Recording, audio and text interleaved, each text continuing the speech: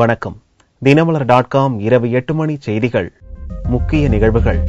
மகாராஷ்டிரா, ஹரியானாவில் சட்டசபை பொது தேர்தல். பலத்த பாதுகாப்புக்கு மத்தியில் விறுவிறுப்பான ஓட்டுப்பதிவு. தமிழகம் முழுவதும் வரைவு வாக்காளர் பட்டியல் வெளியீடு. திருத்தங்கள் மேற்கொள்ள சிறப்பு முகாம்கள் அறிவிப்பு. ஜெயலலிதாவை தமிழக சிறைக்கு மாற்ற கோரி சுப்ரீம் கோர்ட்டில் வழக்கு. கட்சி நிர்வாகிகளுக்கு தெரியாமல் தாக்கலான மனுவால் அதிமுகவில் அதிர்ச்சி. விரிவான செய்திகள். மகாராஷ்டிரா, ஹரியானா மாநில சட்டசபை தேர்தல் புதனன்று பலத்த பாதுகாப்புடன் நடந்தது. ஒரு சில பகுதிகளில் மிகவும் மந்தமாகவும் வேறு சில இடங்களில் விறுவிறுப்பாகவும் இருந்தது.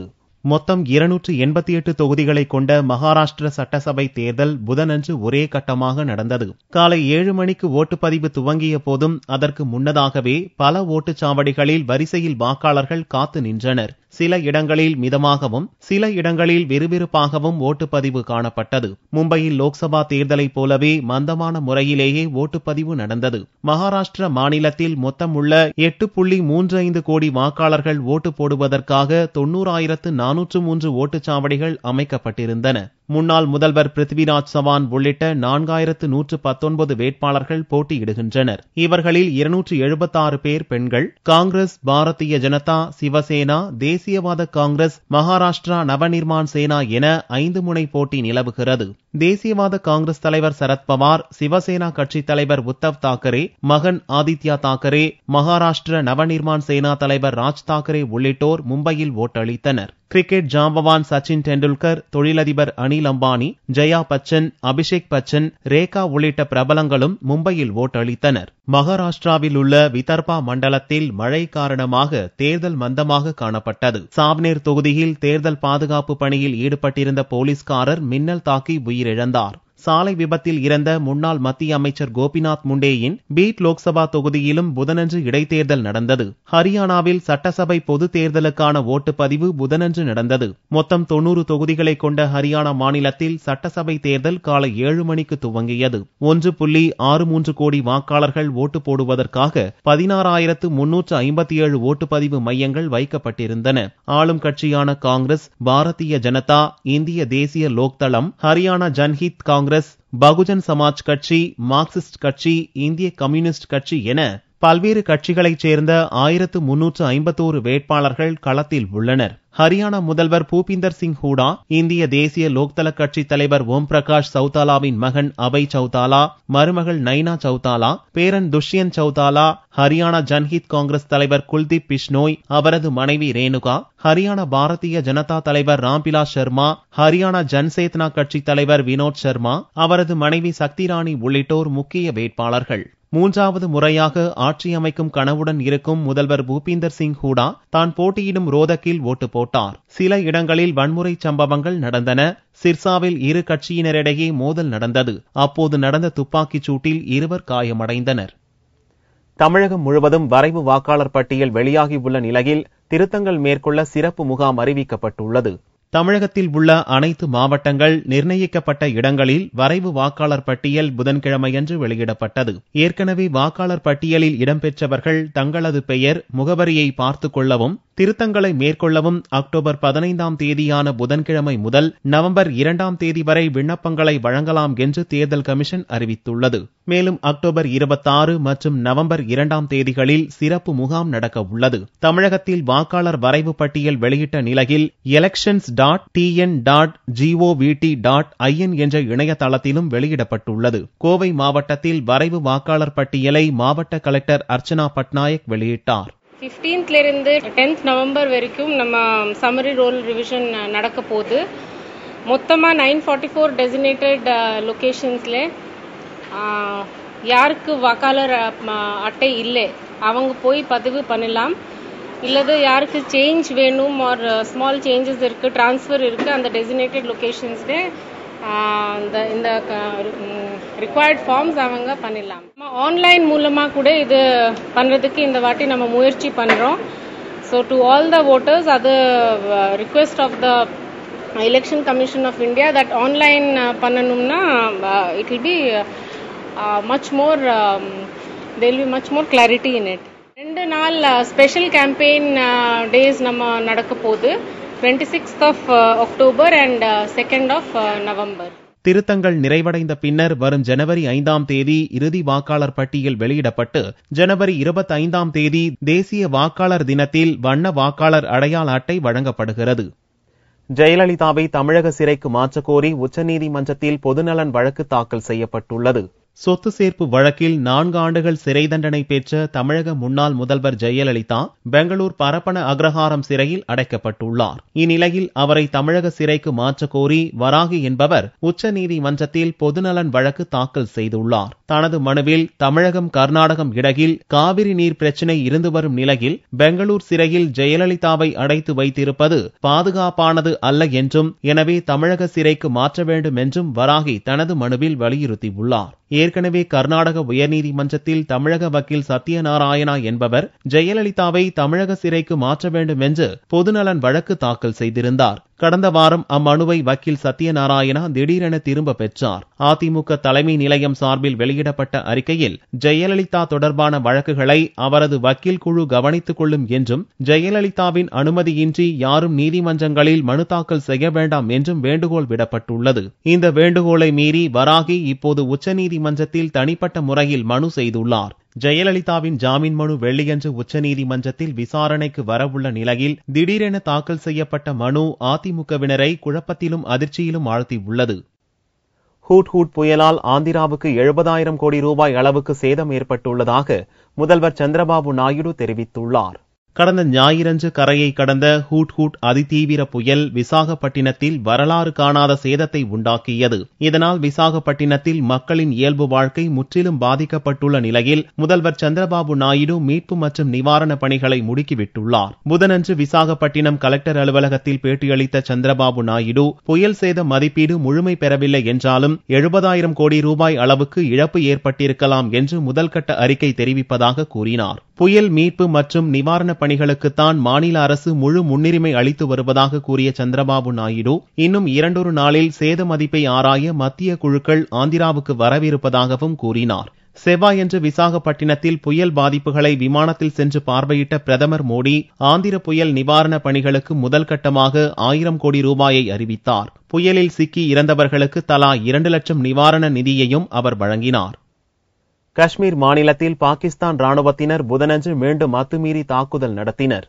காஷ்மீர் மாநில சர்வதேச எல்லைக்கோட்டில் அமைந்துள்ள இந்திய நிலைகள் மீது கடந்த சில நாட்களாக பாகிஸ்தானிய ராணுவத்தினர் தொடர்ச்சியாக தாக்குதல் நடத்தி வருகின்றனர். புதனன்று காலை பூஞ்ச் மாவட்டத்தில் உள்ள சௌஜியான் செக்டாரில் உள்ள இந்திய முகாம்கள் மீது பாகிஸ்தானிய ராணுவத்தினர் தாக்குதல் நடத்தினர். அதோடு எல்லையை ஒட்டியுள்ள கிர்னி, ஷாப்பூர் குடியிருப்பு பகுதிகள் மீதும் தாக்குதல் நடத்தினர். இந்த தாக்குதலில் யாருக்கும் காயம் ஏற்படவில்லை என்று பூஞ்ச் மாவட்ட போலீஸ் சூப்பரண்ட் ஷாம்ஷர் ஹுசைன் தெரிவித்தார். போர் நிறுத்த விதியை மீறி தாக்குதல் நடத்திய பாகிஸ்தான் ராணுவத்தினருக்கு இந்திய ராணுவ வீரர்களும் கடும் பதிலடி கொடுத்ததாகவும், இருதரப்புக்கும் நீண்ட நேரத்துக்கு நீடித்த இந்த சண்டையில் உயிரிழப்பு ஏதும் இல்லை என்றும் ராணுவ செய்தி தொடர்பாளர் தெரிவித்தார். எல்லையில் தொடர்ந்து நடக்கும் போர் ஒப்பந்த விதிமீறல்களை முடிவுக்கு கொண்டு வருவதற்காக செவ்வாயன்று இரு நாடுகளின் ராணுவ செயல்பாட்டு டைரக்டர் ஜெனரல்கள் தொலைபேசியில் பேச்சுவார்த்தை நடத்தினர். அன்றைய தினமும் இருமுறை பூஞ்ச் மாவட்டத்தில் பாகிஸ்தானிய ராணுவத்தினர் தாக்குதல் நடத்தினர். கடந்த 2 வாரங்களில் பாகிஸ்தானிய ராணுவத்தினர் நடத்திய தாக்குதலில்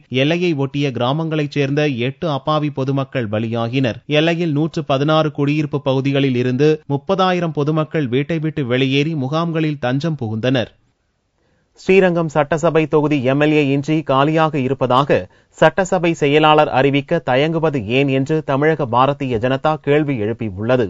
பிரதமர் மோடி தூய்மை இந்தியா என்ற திட்டத்தை கடந்த சில நாட்களுக்கு முன் துவக்கி வைத்தார். இதையடுத்து சென்னையில் உள்ள கஸ்தூரிபாய் மருத்துவமனையை தூய்மை செய்யும் பணியில் தங்களை ஈடுபடுத்திக் கொண்டனர் தமிழக பாரதிய ஜனதா கட்சியினர். அங்கு செய்தியாளர்களிடம் பேசிய மாநில தலைவர் தமிழிசை சவுந்தரராஜன் தூய்மை திட்டம் நாடு எங்கும் பெரிய புரட்சியை ஏற்படுத்தியுள்ளதாக கூறினார். ஸ்ரீரங்கம் தொகுதி இடைத்தேர்தல் குறித்து தேர்தல் கமிஷனர் அறிவித்த பிறகும் தமிழக சட்டசபை செயலாளரிடம் இருந்து அதற்கான தகவல் வரவில்லை என்றால் தமிழகத்தில் அச்சத்தில் ஆட்சி நடக்கிறதா என்ற கேள்வி எழுவதாக தமிழிசை கூறினார். ஸ்ரீரங்கம் தொகுதி தேர்தல் தேர்தல் ஆணையரை அறிவித்து விட்டார். தலைமை தேர்தல் ஆணையரிடமும் நாங்கள் சொல்லியாகிவிட்டது என்று சொல்லியாகிவிட்டார். ஆக தேர்தல் ஆணையரே ஒரு குறிப்பை கொடுத்த பின்பு கூட தமிழக சட்டமன்ற செயலாளரிடம் இருந்து அதற்கான தகவல் வரவில்லை என்றால் அச்சத்தில் இந்த ஆட்சி நடந்து கொண்டிருக்கிறதா என்ற ஒரு மிகப்பெரிய கேள்விக்குறி எழுகிறது. அரசின் அனைத்து திட்டங்களிலும் முன்னாள் முதல்வர் படங்கள் மாற்றப்பட்டு புதிய முதல்வர் படம் இடம்பெற வேண்டும் எனவும் தமிழிசை தெரிவித்தார். ஊதிய உயர்வு, பணி நிரந்தரம் உள்ளிட்ட 6 அம்ச கோரிக்கையை சுமூகமாக முடித்துத் தர வலியுறுத்தி முதல்வர் பன்னீர்செல்வத்திடம் NLC ஒப்பந்த தொழிலாளர் சங்க கூட்டமைப்பு மனு அளித்துள்ளது. ஊதிய உயர்வு, பணி நிரந்தரம் உள்ளிட்ட 6 அம்ச கோரிக்கைகளை வலியுறுத்தி NLC ஒப்பந்த தொழிலாளர்கள் 42 நாட்களாக போராட்டம் நடத்தி வருகின்றனர். அவர்களின் பிரச்சனையை முடிவுக்கு கொண்டு வரும் வகையில் NLC நிர்வாகம் பல்வேறு கட்ட பேச்சுவார்த்தை நடத்தியது. இதில் சரியான முடிவு எட்டப்படாமல் போராட்டம் நீடித்து வருகிறது. போராட்டம் தீவிரமடைந்து வருவதால் மின் பற்றாக்குறை ஏற்படும் சூழ்நிலை உருவாகி வருவதாக கூறப்படுகிறது. இந்நிலையில் போராட்டத்தில் ஈடுபட்டுள்ள சங்கத்தினர் ஒன்றிணைந்து புதனன்று தமிழக முதல்வர் பன்னீர்செல்வத்தை நேரில் சந்தித்து போராட்டத்தை முடிவுக்கு கொண்டு வரும் வகையில் பிரச்சனையை தீர்த்து வைக்கும்படி கோரிக்கை மனு அளித்தனர். பின்னர் செய்தியாளர்களிடம் பேசிய சங்கத்தினர் தங்கள் கோரிக்கையை முதல்வர் கேட்டதாகவும் சுமூக முடிவு எட்டும் வகையில் நடவடிக்கை எடுப்பதாகவும் உறுதியளித்துள்ளார் என்று தெரிவித்தனர். NLC தொழிலாளர்களுடைய கான்ட்ராக்ட் தொழிலாளருடைய போராட்டம் 42 நாட்களாக நடைபெற்றுக் கொண்டிருக்கிறது. பல்வேறு கோரிக்கைகளை வைத்து இந்த போராட்டம் நடைபெற்றுக் கொண்டிருக்கிறது. இந்த போராட்டத்தை ஒரு முடிவுக்கு கொண்டு வருவதற்காக மாண்புமிகு தமிழக முதல்வரை சந்தித்து தொழிலாளர்களுடைய நிலைப்பாட்டினை முதலமைச்சருடைய கவனத்திற்கு கொண்டு சென்றிருக்கிறோம். முதலமைச்சர் NLC நிர்வாகத்தோடு பேசி ஒரு சுமூகமான உடன்பாட்டை எட்டுவதற்கு முயற்சிப்பதாக முதலமைச்சர் வாக்குறுதி கொடுத்திருக்கிறார். கோரிக்கை விரைவில் நிறைவேறும் என்று NLC தொழிலாளர்கள் நம்பிக்கை தெரிவித்துள்ளனர். புதுச்சேரியிலிருந்து பால் வேனில் மது கடத்திய 2 கைது செய்யப்பட்டு 4 லட்சம் ரூபாய் மதிப்புள்ள மது பாட்டில்கள் பறிமுதல் செய்யப்பட்டுள்ளன. விழுப்புரம் மாவட்டம் திருக்கோவிலூரை அடுத்த கொல்லூர் கிராம எல்லையில் நெடுஞ்சாலை ரோந்து பிரிவு போலீசார் வாகன தணிக்கையில் ஈடுபட்டிருந்தனர். அப்போது அங்கு வந்த பால் வேனை சோதனையிட்டனர். அதில் 90க்கும் மேற்பட்ட அட்டை பெட்டிகளில் 2688 உயரக மதுபான பாட்டில்கள் இருந்தன. இவை உரிமம் இன்றி புதுச்சேரியில் இருந்து கடத்தி வரப்பட்டது தெரிய வந்தது. 4 லட்சம் ரூபாய் மதிப்புள்ள மது பாட்டில்களை பறிமுதல் செய்துள்ள போலீசார் புதுச்சேரியைச் சேர்ந்த குமார், ரஞ்சித் ஆகியோரை கைது செய்தனர். தீபாவளி விற்பனைக்காக இவை கடத்தப்பட்டிருப்பது போலீஸ் விசாரணையில் தெரிய வந்துள்ளது. இதையடுத்து வாகன தணிக்கையை போலீசார் தீவிரப்படுத்தியுள்ளனர்.